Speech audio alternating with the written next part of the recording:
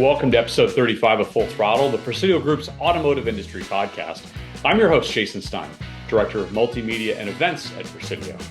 On a regular basis, Full Throttle serves as the industry's meeting point for great conversations with leaders across the automotive world. Everybody is concerned about the Chinese because they play the very long game. I believe that they would love to take over the automobile industry globally, and they think that they have the ability to do that. They are subsidizing their cars. They are selling them into Europe right now, and they are eviscerating the European manufacturers. They can't compete with a subsidized product. There isn't much that Don Hicks has not seen. As a dealer who's been part of the domestic as well as many luxury brands, he's had a front row seat for contentious talks about the stability of the retail franchise system, threats to the dealer model through direct sales. What is the future of EV adoption? Will hybrids be the answer? And what about the Chinese, or even the overall issue of affordability? Today, in a wide-ranging interview, we cover all those subjects and reflect on the current state of the industry in his role as president and CEO of Shortline Auto Group in Colorado and his Porsche Buick GMC stores. Where he sits is where he stands, and many of these issues get increasingly complicated with the threat of tariffs on his Macan EVs or on the Chinese-built Buicks that he's selling. However the world turns, Don takes a measured, thoughtful approach to the industry. 52 years in the business has given him that perspective. Today, from Colorado, we catch up with Don on his post-election thoughts and industry issues of relevance. NADA Vice Chairman Don Hicks is my 35th guest on Full Throttle. Hi, I'm Don Hicks, and this is Presidio's podcast, Full Throttle. It is great to be with you again, Don. Thank you so much for being on the program. Oh, it's my pleasure, Jason. I've been a fan of yours for a very long time, even though you stole our favorite lobbyist away from us. Yeah. Well, she's doing great work for the industry, so she may be stolen, but I think she is the industry's benefit, or the industry is the beneficiary of all of her work. And thank you so much. Yeah, she's the best. So let's start with just a couple of things, Don. I know you are constantly traveling the world and usually seeing what's new and exciting, a lot of stuff that you can't talk about. But what's the latest destination? Where have you been to lately in the Porsche world? I just did the dealer attitude survey meeting yesterday in Atlanta. Timo, unfortunately, was called back to Germany. I think there's a lot going on in Germany. I think the Volkswagen Group has a new CEO who was our old CEO, Kell Grune. And I think he went back to find out what's going on. So we had a pretty good group of folks there. And John Capella, of course, was there, our COO, new guy from Canada. Got a lot on his plate. But, the attitude survey for Porsche was very good. We went up a little bit here, down a little bit here. So basically, we were pretty stable. What struck me, Jason, about the survey was some of the other scores. Stellantis has just fallen off a cliff. And I think everybody has a pretty good idea why. The luxury European manufacturers that are really pushing hard on EV adoption in the tank. That market has changed dramatically and not for the better. And I think the dealers are reacting to the fact that they can only get electric. And they can still get some ICE cars, but not as many as the market is demanding. Very interesting dynamic now in the market. The market is telling people, hey, we want to be green, but we don't want to be stuck. So give us a plug-in hybrid with about a 50-mile range, and essentially we'll be driving an electric vehicle. Toyota, I think, figured it out. The average driver drives about 40 miles a day in the United States. So if you've got a 50-mile range, you plug in every night, you're essentially driving an electric vehicle unless you want to go long distance. And it can do both things. It can clean up the air and give people the mobility that they want and they desire. You're with a brand in Porsche that came out with an EV alternative several years ago that will knock your socks off. I think the biggest and best stat was that there was higher gravitational pull, more G forces in a Porsche Taycan than the Saturn V rocket that went to the moon. So there are alternatives when automakers choose to build those, but you can't give up the entire fleet. And I think that's what I'm hearing you say. What I'm hearing you say is that there have to be alternatives for everyone. I'm sure you agree, Don.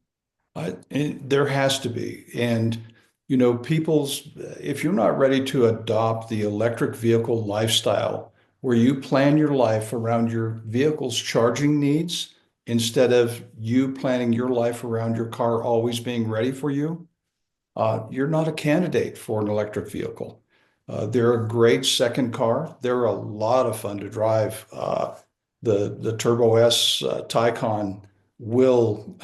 We have video of people's faces being stretched back Right, when they push the accelerator. It's an amazing vehicle. Unfortunately, they don't have the range that an internal combustion engine vehicle has. And if you are a road warrior, it's not the car for you. It's great to leave to do the short trips, and they're getting more and more mileage on all EVs, not just Porsche, but all EVs are getting more and more mileage. Seems like I read the other day that BYD has a plug-in hybrid that has a 1,200-mile range. Craziness, craziness. I mean, what kind of a carbon footprint does that car have? It's got to be tiny. right, Um, and there are so many things happening in our industry. There was an article in the Wall Street Journal the other day about all the startups that are trying to go build biofuel. And as you know, Porsche has been doing that for a couple of years. And everything that they do, all their race cars now run on biofuel. The car that just set the altitude record in Peru was running on biofuels. They fly Lufthansa jets on biofuel, and it's got about a 10% of the emissions that a gasoline and diesel has. Jason, if we could lower the emissions on every vehicle on the planet just by pouring biofuel into the tank by 90%, we don't have an emissions problem. We really don't. So there's a lot of exciting things happening. As you know, Toyota and some other manufacturers are experimenting with hydrogen. Uh, right. there are a lot of exciting things coming, and there is a possibility that electric cars will just be a footnote in history when we leap over the electric car and their shortcomings and go to something that has better range and is still very clean. Yeah, I've always been a huge proponent of fuel cells, but it's always been on that 10 to 15 year rolling forecast that it never quite gets to where it needs to be in terms of infrastructure and adoption or proliferation. I agree with you that there's the chance that this could be a blip in the history of automotive propulsion. You mentioned EVs, and you're an active NADA board member. Tell me a little bit about your thoughts on the election, on the repercussions, and what you think will happen as it relates to EV regulation going forward with the new administration.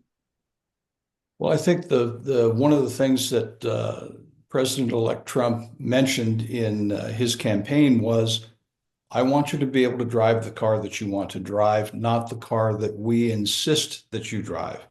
Uh, and what he's talking about is internal combustion engines. If it suits your lifestyle better, that's what he wants you to drive. I don't believe that he believes in the subsidies, the huge subsidies that the government has been paying out on electric cars, I think that they will probably go away. He's talking about it. Um, and that is not going to make EV adoption any easier.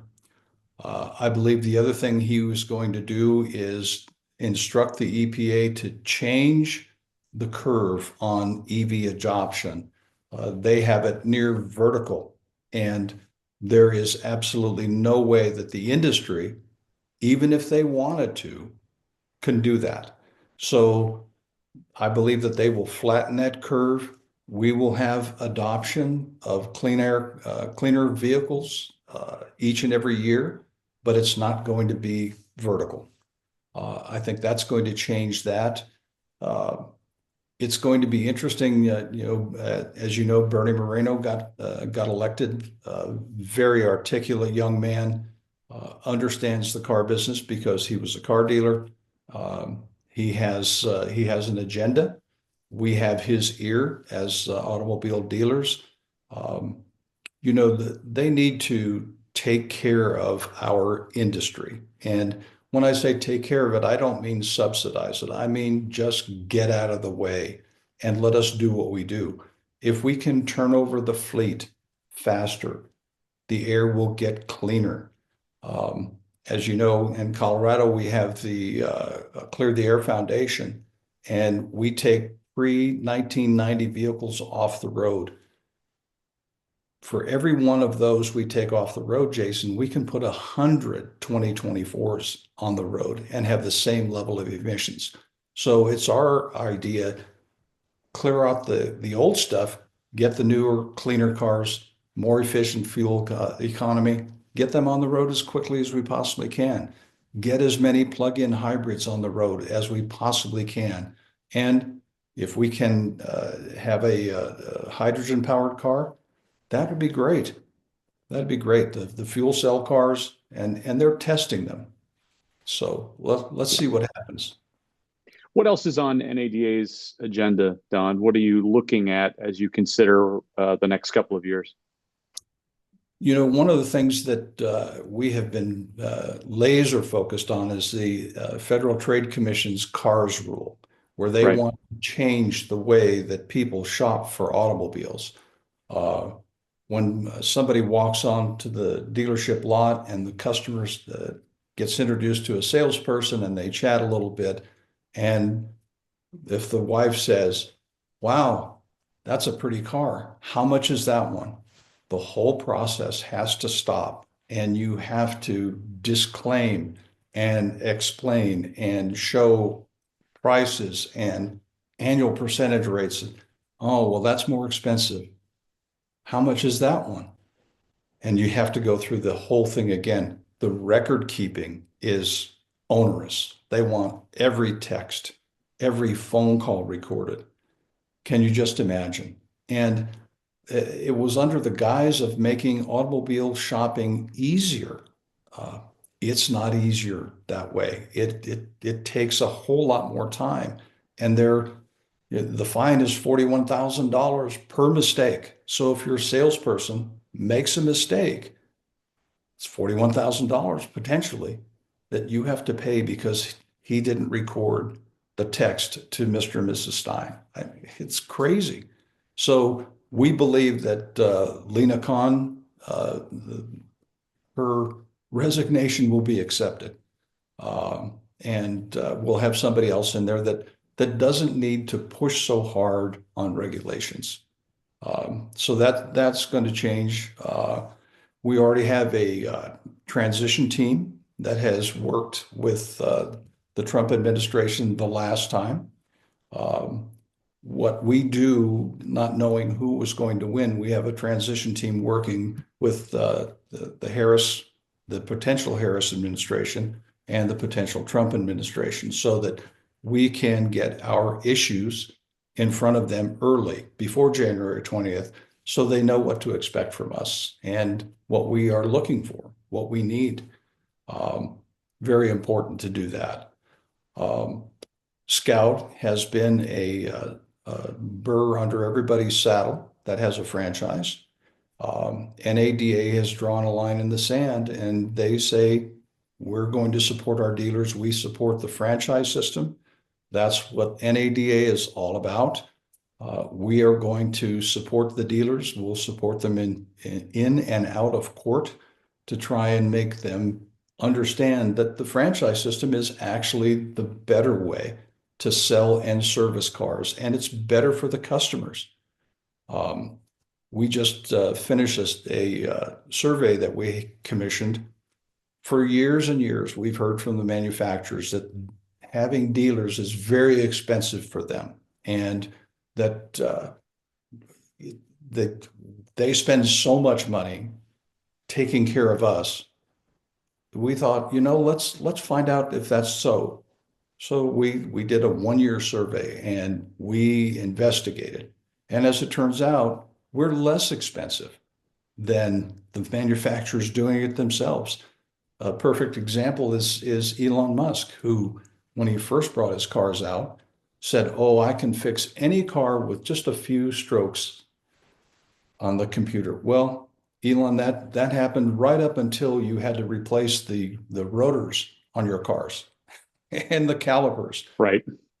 So what he is doing now is adopting the franchise model. He's not franchising, but he's buying old dealerships, refurbishing them. He has new cars for immediate delivery, cars on the showroom with car salesmen, pre-owned cars on the lot next door, and about 60% of the building is dedicated to service, oddly enough. So we have all that, which is the point that we'd like to make to Scout and to Honda. Honda's got some of the best dealers in the world and some of the happiest customers in the world. And Honda, according to our survey, is less expensive to have the dealers own the franchise than it is for the manufacturer to do it. Why would Honda or Volkswagen even think that this is a better way to go? I mean, I'm sure they see Musk's valuation. He's the richest man in the world. God bless him. As Grandma Hicks would say, may God give him more. Uh, but he's pretty unique. The carbon credits, some of his accounting tactics show him in a better light than he was. His stock now is taken off just like one of the SpaceX rockets. But for many, many, many, many years, he didn't make any money. And at the end of the day, we all have to make some money here. The franchisees have to make some money. The manufacturers have to make some money. We had to report at our last board meeting, and they talked about the amount of money that is lost on electric vehicles is stunning. Over $100,000 per Lucid, about $40,000 for every Ford, $33,000 or $34,000 for every Rivian. How much beating like that do you want to take? It's just And bleeding of cash flow as well. oh it's like the dot-com startups in 2000. Right. These guys are burning cash. I think Elon said it the best. He said it was just a cash furnace. You just keep throwing the money. Shoveling in. Right. Yes. We had Glenn Mercer on this program recently, and Glenn, who's obviously done a number of studies for NADA and the in and around the dealer franchise system, and he said that there are repeatedly barbarians at the gate as it relates to the franchise model, and repeatedly through the years, through the decades, Don, they have been beaten back. Are we just in another period where a different barbarian is at the gate? I believe so. I believe at the end of the day, and don't get me wrong, I've represented a lot of manufacturers in my career. Um, I think they have an idea that they can do it better than we can, and that's not so. The boots on the ground, the capital intensity of what we do, um, the franchise requirements, the CSI requirements, the facility requirements, uh, the floor plan requirements, all of those things we take care of. We interface with the customer. When there's an angry customer or a customer that is on his way on the 4th of July to visit the grandmother and the transmission spits up in his car, we're the people that keep the store open and put the new transmission in and get them back on the road. We are the people that take care of that. I think a lot of the digitization of our business has encouraged them to say, well, we can do that. We can do that. Everything's fine. We'll have an AI voice that's going to tell customers, don't worry, it's going to be okay. It's not so. It's just not so. Uh, we had a manufacturer tell us the other day that their new facility that they are rolling out, um, they don't want any salespeople or managers or anybody but a receptionist on the showroom floor until the customer comes in and picks out their car. They want the cars to be the stars. And once the customer decides that maybe they would like some more information, then it's their job to go to the receptionist and get somebody from behind the wall. Um, that's not the way that it works. It's a relationship business.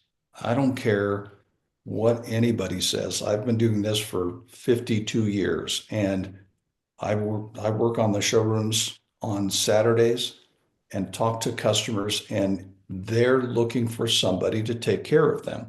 They're looking for somebody to guide them through the second largest purchase that most of them will ever make. And they want to feel that they have somebody in their corner. They know that we have to make some money on the car, but they also understand that we have a service department, that we have a parts department, we have loaner cars, we have everything that they need to take care of them and keep them mobile. Um, to start that from ground zero and build it up, I don't understand what the manufacturers would think about. It's horrendously expensive. And speaking of expensive, we've had many folks on the program talk about the affordability issue or the lack of affordability. Um, I think in episode one of this show, more than 2 years ago, our dear friend Mike Maroney, Colorado dealer Mike Maroney, said that there was an affordability crisis and that the entry level buyer has been squeezed out of the system. Do you concur? Are you seeing and feeling the same thing, Don?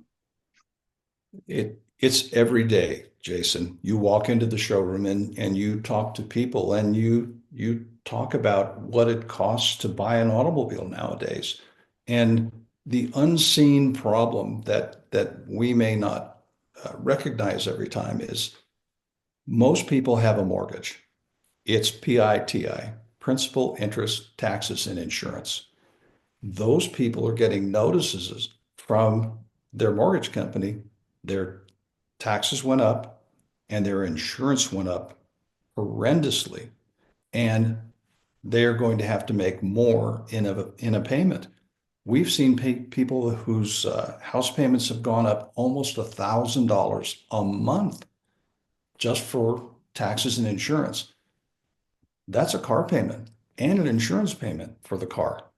So when you talk about affordability, as the cars get more expensive, as the interest rates get more expensive, and then you throw in your mortgage going up 500 or 600 bucks a month, that takes them out of the market. And they sit down, they say, okay, well, let's do this. We'll keep the old car. We'll put a new windshield in it. We'll put some tires on it.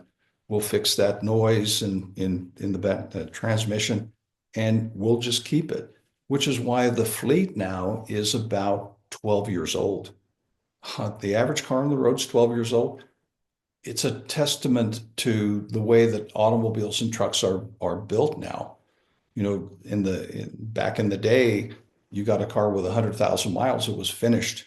Now we have cars with 150,000 miles that we clean up, fix up, and put on the lot, and people buy them because they know they'll go 250.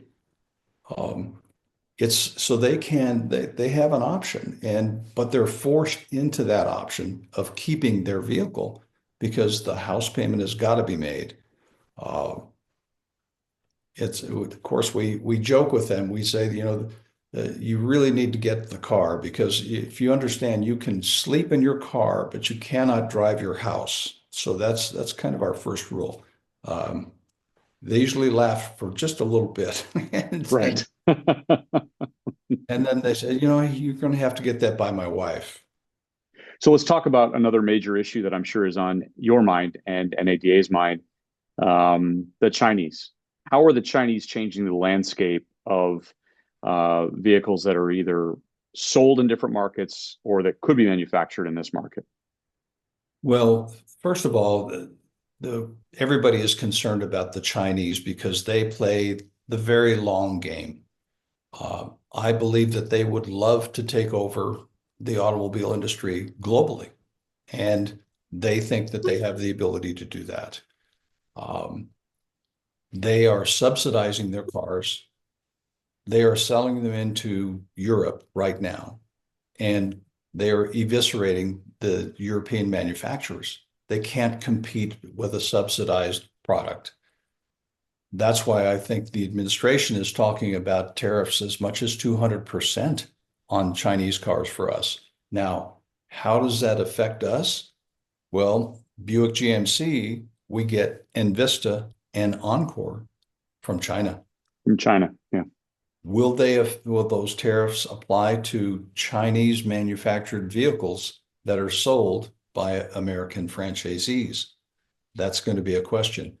The Germans are very, very concerned about tariffs on their cars. 20% tariff, which is one of the numbers being kicked around, a 20% tariff on a $250,000 car, and we sell lots of those, it's 50 grand. And on an electric car, you have a tariff on top of the $7,500 going away. Uh, it just could put them in an untenable position where they would just have to quit selling those cars in this market. And yet here they are. They've spent collectively, the manufacturers have spent hundreds of billions of dollars because they've been told to by the governments of the United States and the European Union. Essentially, they have said, this is what we want. You can build other cars, but unless they've got zero tailpipe emissions, you can't sell them. So do what you want to do.